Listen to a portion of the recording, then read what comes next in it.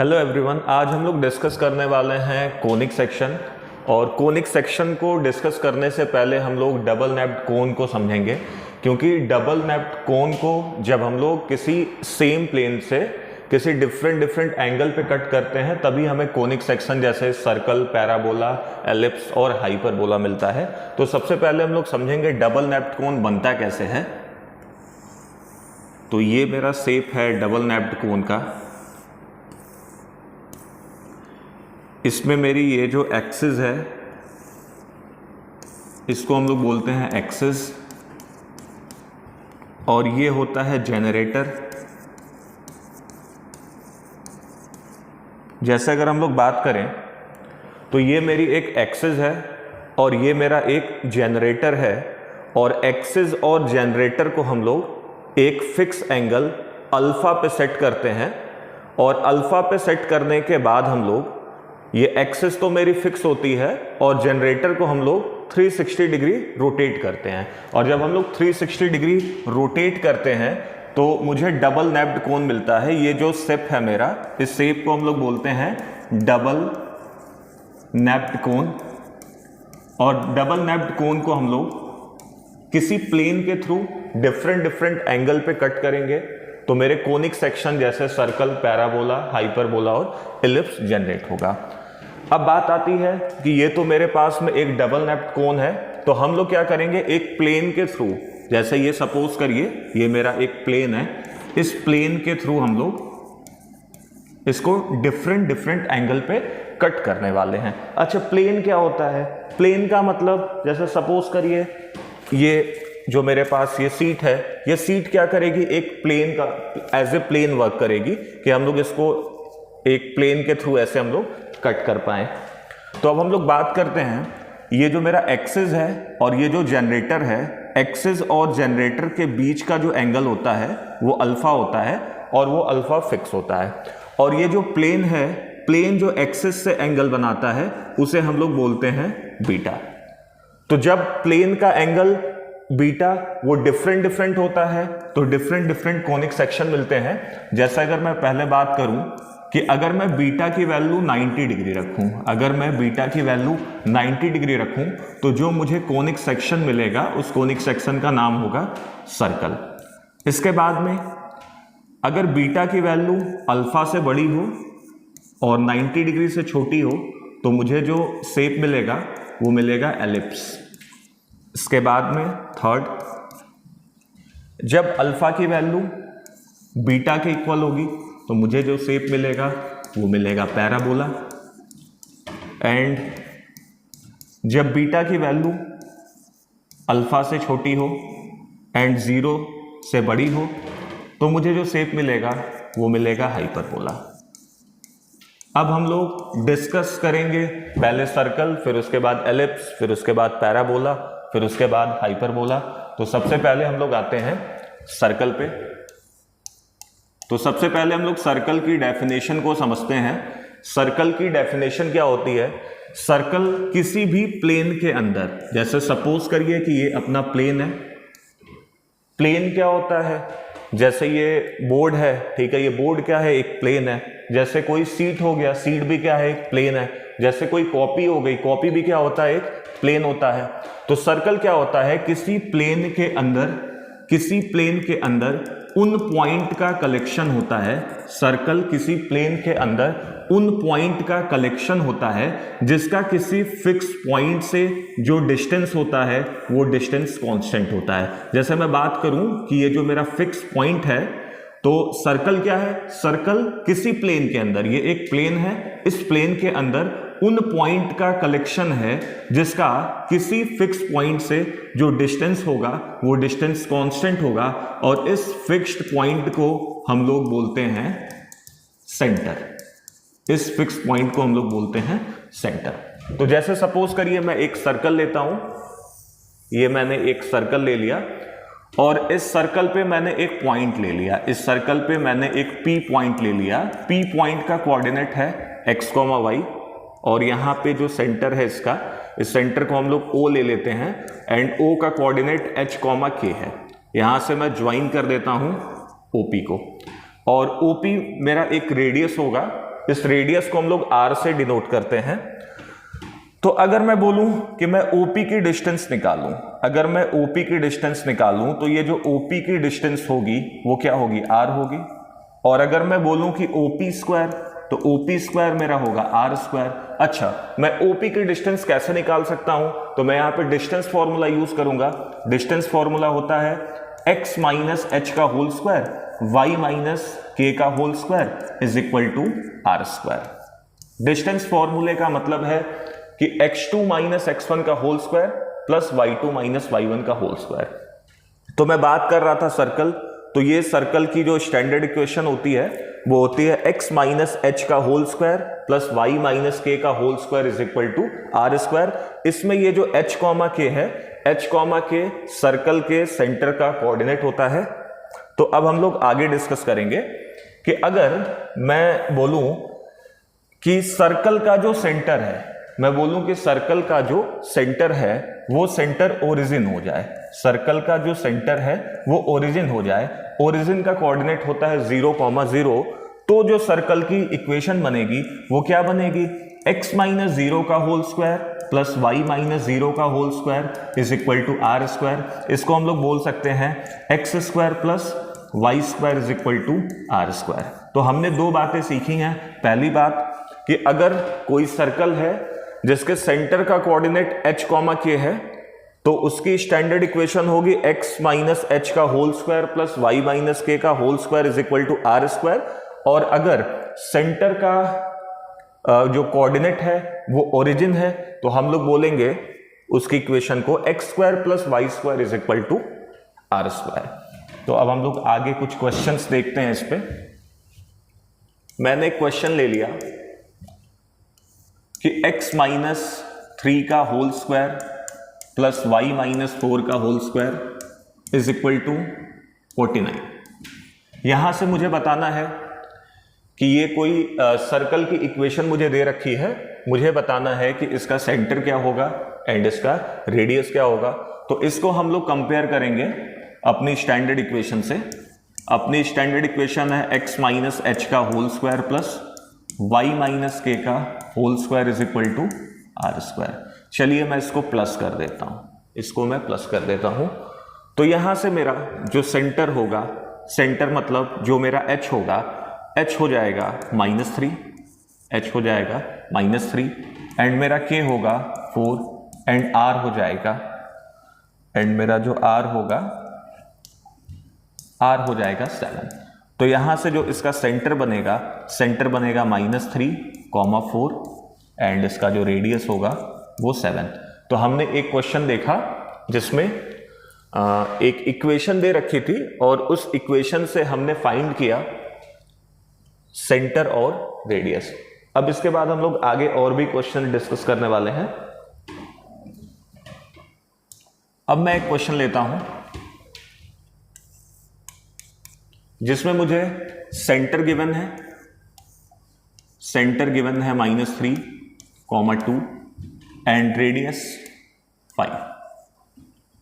तो यहां से अगर मुझे स्टैंडर्ड इक्वेशन पता करना है सर्कल का, तो मैं वही फॉर्मूला यूज करूंगा, x माइनस एच का whole square plus y minus के का whole square is equal to r square. तो यहां से x माइनस एच, तो x माइनस और h की वैल्यू है -3, इसका whole square plus y minus K मतलब y माइनस 2 का whole square is equal to 5 का स्क्वायर। इसे हम लोग सिंप्लीफाई करेंगे तो ये बन जाएगा x प्लस 3 का whole square plus y minus 2 का whole square is equal to 5 का स्क्वायर 25। इसे हम लोग ओपन करेंगे, ये बन जाएगा x square plus 9 plus 6x plus y square plus 4 minus 4y is equal to 25। इसे थोड़ा सा हम सिंप्लीफाई कर लेते हैं, ये बन जाएगा x square plus y square plus 6x minus 4y, और ये नंबर्स हम लोग ऐड कर लेते हैं, ठीक है। तो नंबर हम लोग ऐड कर लेंगे तो 9 और 4 13, 13 माइनस 25, तो 13 माइनस 25 बन जाएगा -12 इज इक्वल टू 0। तो ये हो गया मेरा एक सर्कल का स्टैंडर्ड इक्वेशन। तो अभी हमने क्या सीखा, अभी हमने सीखा कि अगर किसी भी सर्कल का सेंटर और रेडियस गिवन हो, किसी सर्कल का सेंटर और रेडियस गिवन हो, तो हम लोग उसके सर्कल के स्टैंडर्ड इक्वेशन को बना सकते हैं। अब हम क्या करते हैं, इसी क्वेश्चन को रिवर्स सॉल्व करते हैं। हम लोग इसी क्वेश्चन को रिवर्स सॉल्व करते हैं। रिवर्स सॉल्व करने का मतलब है कि मैं इस इक्वेशन को लेता हूं और इस इक्वेशन के थ्रू मैं सर्कल का सेंटर और रेडियस फाइंड करने की कोशिश करता हूं। तो यहां से मैंने क्वेश्चन ले लिया x square plus Y square plus 6x minus 4y minus 12 is equal to 0। मैं आंसर इसका लिख देता हूं साइड में, मैं इसका आंसर साइड में मेंशन कर देता हूं। इसका सेंटर था -3, 2 एंड रेडियस था 5। ठीक है, हम लोग सॉल्व करते हैं इसको।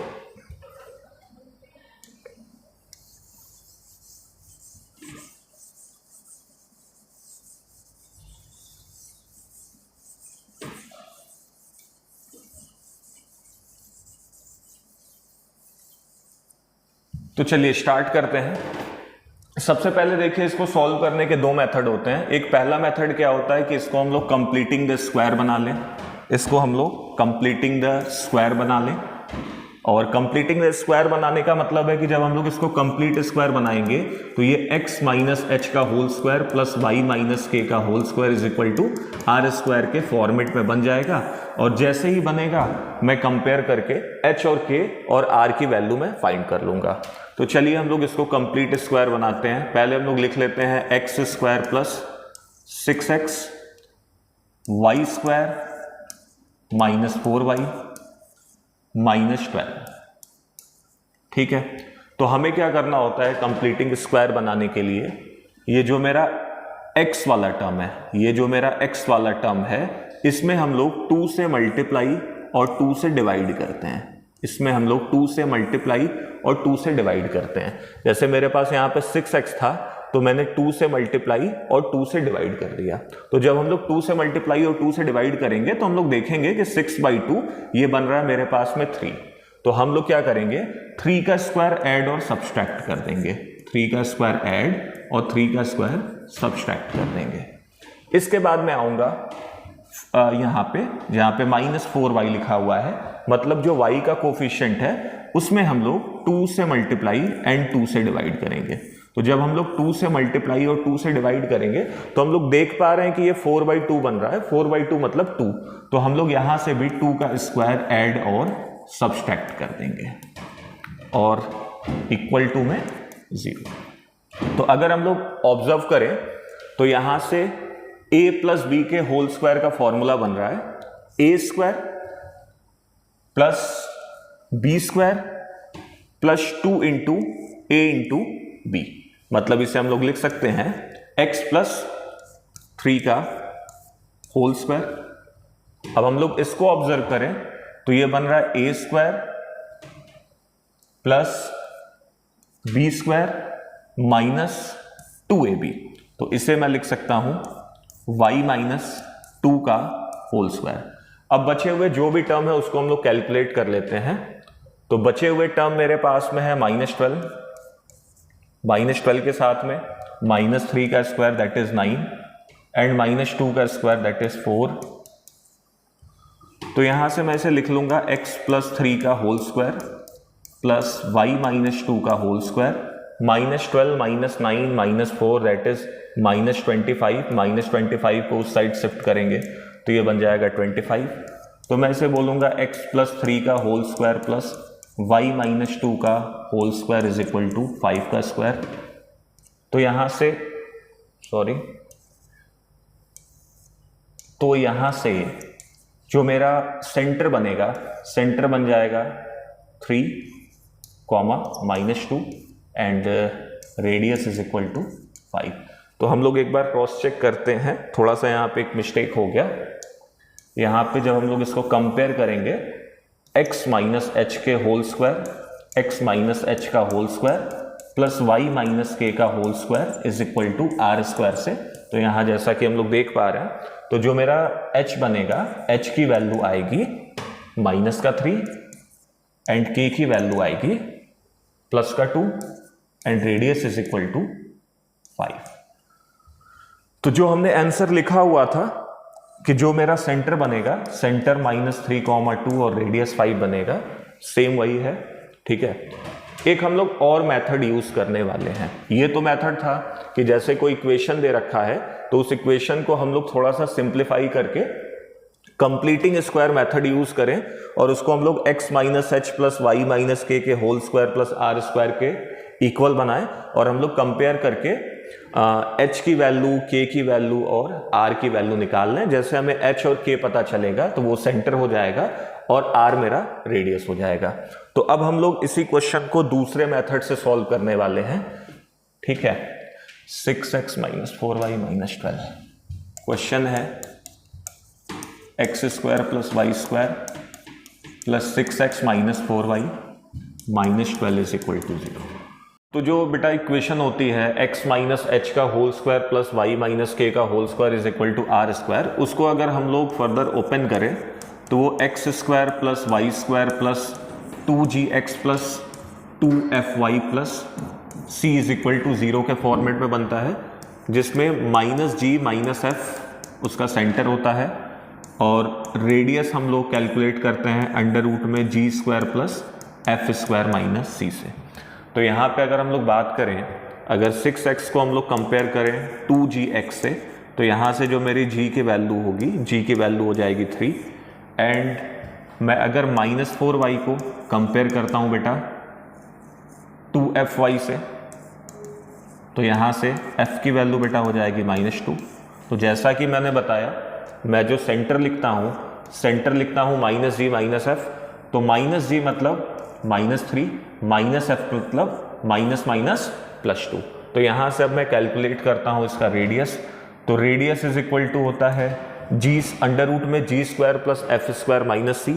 तो बेटा g की वैल्यू मेरी आई है 3, तो यहाँ से बन जाएगा बेटा 3 का स्क्वायर, f का स्क्वायर मतलब 2 का स्क्वायर और -c, तो माइनस, और c बेटा मेरा कितना है, c है -12, तो माइनस +12, तो यहाँ से 3 का स्क्वायर बेटा 9 + 4 + 12, ये बन जाएगा अंडर रूट में 25 मतलब 5। तो हम लोग चेक कर सकते हैं कि जो मेरा सेंटर आया है बेटा -3,2 और रेडियस 5, जो हमने प्रीवियस मेथड से किया था कंप्लीटिंग द स्क्वायर से, उससे भी मेरा सेंटर और रेडियस सेम आया था। तो इन सब टाइप के क्वेश्चन को सॉल्व करने के लिए मेरे पास बेटा 2 मेथड होते हैं, एक या तो मैं कंप्लीटिंग स्क्वायर बनाऊं और एक या तो इस फॉर्मूले से मैं कर सकता हूं। इस फॉर्मूले से इजी करने में थोड़ा सा टाइम बचता है। Thank you.